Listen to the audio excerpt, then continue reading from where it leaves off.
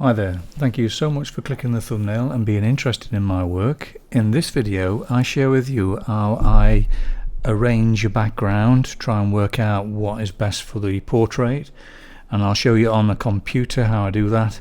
Then I'll share my techniques and tips on how I achieve the background using pastels, so be sure to watch it right through till the end, because here and there I'll be slowing things down in real time so you can take a closer look.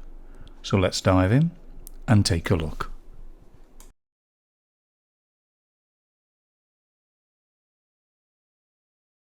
Now this is an Adobe program, it's the Elements 2021, and I'm just quickly going through now just how I changed the background of it. So I made a duplicate layer of Kai, I made the original layer disappear, I started using the eraser tool. All you would see then would be the checked sort of, well, it's just a blank area or sort of transparent area. So with the background I got that from Google, it's a Derby County player, and all I did then was I wanted the sort of crowd behind him, but I used that for Kai's picture, but I noticed it wasn't big enough, so I had to make a duplicate of that and then somehow join it together.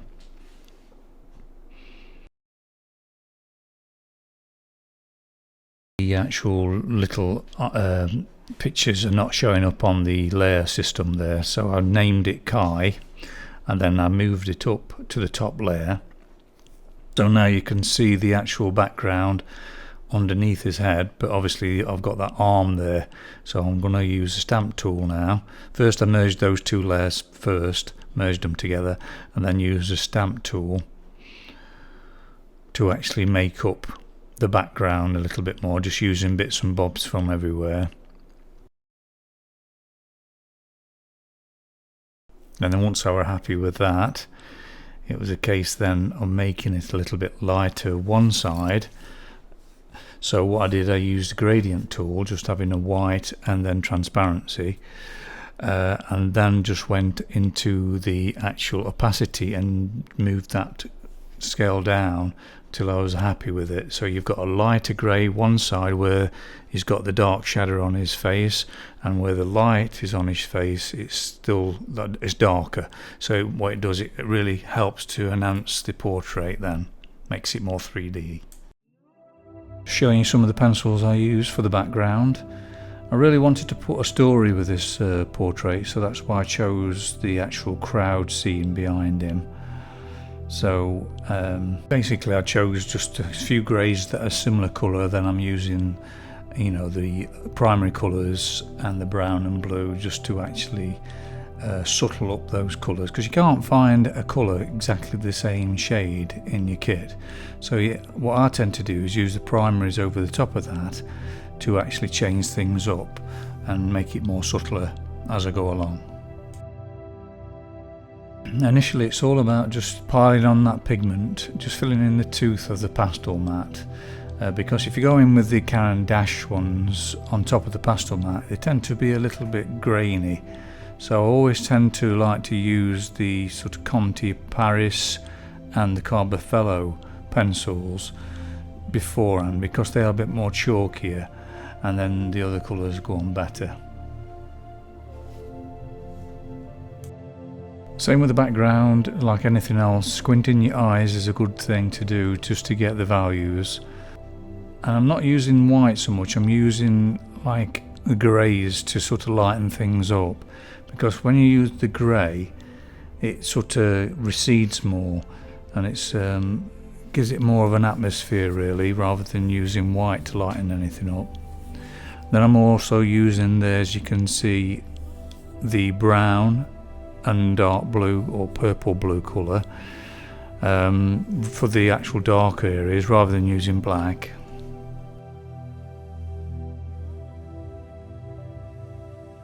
If you're enjoying this video, why not subscribe? It's absolutely free, then you're sure not to miss any of my future videos.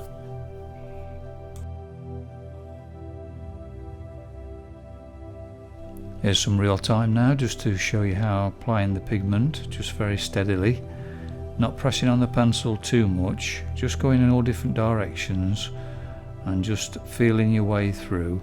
It's all about just getting a layer of pigment on there, and then you can change your talk by lightening it or glaze over the top later. So it's just a matter of just filling in that tooth of the pastel mat.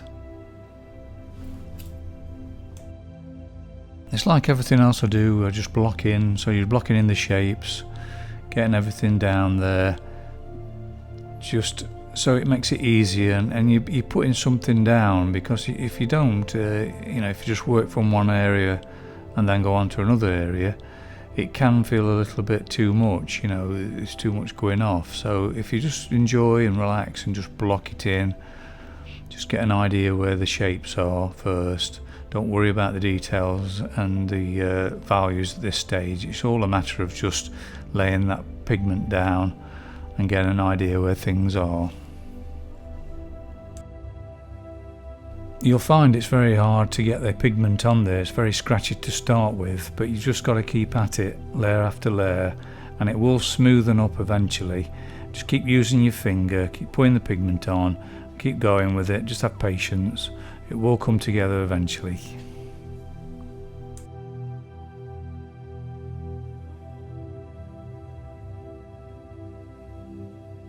Just showing you here how I neutralise that red. I've just put warm red in there, and then just putting the grey over the top, and just keep mixing it by blending it with your fingers, and use pencil as well to blend, because these Carbothello pencils are really great for blending pencil over pencil, because they're quite chalky, so they're not very, you know, scratchy at all, so they're brilliant just for this sort of job.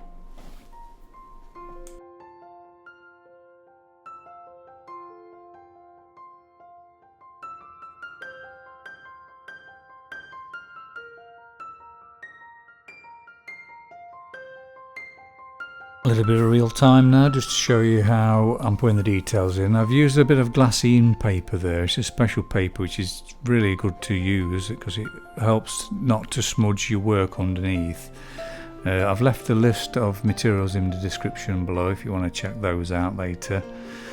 So I'm leaning on that, just makes it easier then when you start putting the details in. And just reshaping.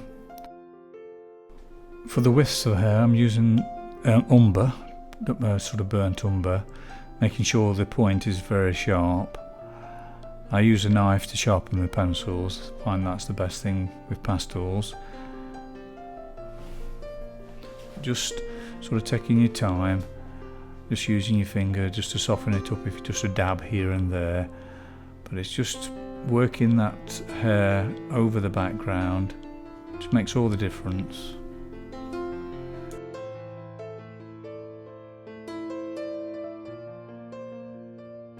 See what I did, I put a lighter grey down first, and now I'm just going to glaze over with Ultramarine light.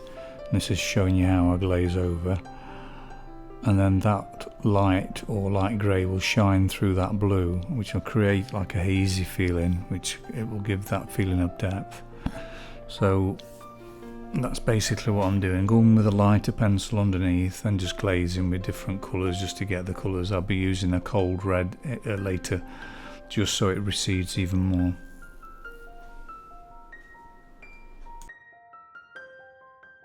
I'd just like to take this opportunity to thank all my Patreons for their massive support. I really appreciate it each month you pledge in. Really means a lot to me. Makes it possible, these free content videos for YouTube. If you're considering joining Patreon and would like to gain access to more in-depth videos, longer and slower, please check the link in the description below and you can find out more.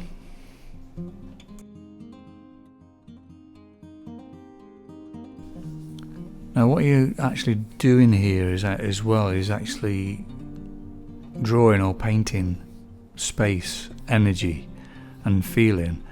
There's a lot of energy and feeling in the background, so imagine that you're there in the stadium seeing all those fans, feel the energy and actually let that flow through you. And how you do that is to let go of thinking, open the heart and send this open heartness to the actual image, and you'll feel all this energy come back to you. Even in the actual background, you'll feel some sort of energy, and then you can portray that rather than trying to draw exactly what you see. Feel it more, and then this will just flow through you.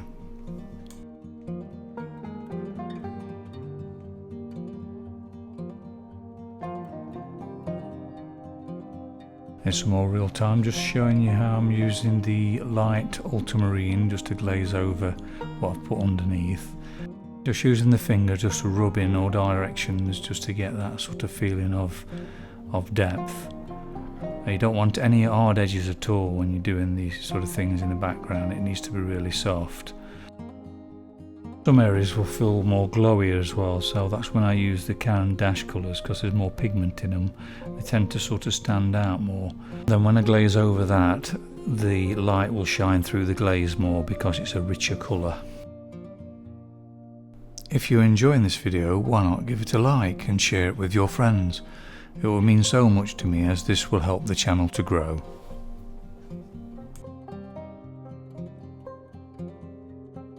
Just a little real time again, just to show you how I'm putting the details in, just taking my time, just letting it flow into the background. But you don't want to make it too harsh. It needs to be sharp enough so it's, you know, it's front of the background, so it looks, you know, it looks like it's coming forward. Now I'm using white, but I'm hardly putting any pressure at all on there. It's very, very light pressure, just to put little whiffs in. Then I'll glaze over the top of that with burnt sienna.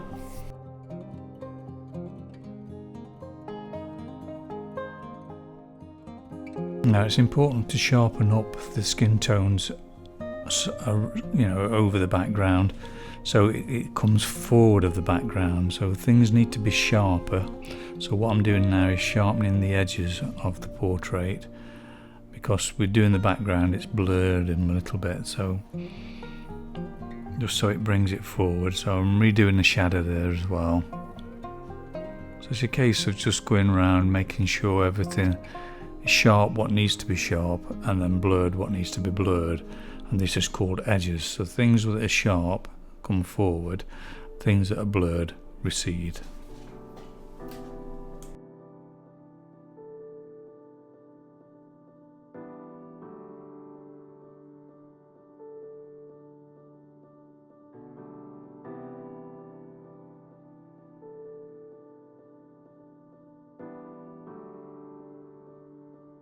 When I do these final touches, what I tend to do is take a photograph of it on your phone, have a look at that, look in the mirror a lot just to see what needs to be done, even take the portrait into another room under a different light source, just to see if there's anything that needs to be done.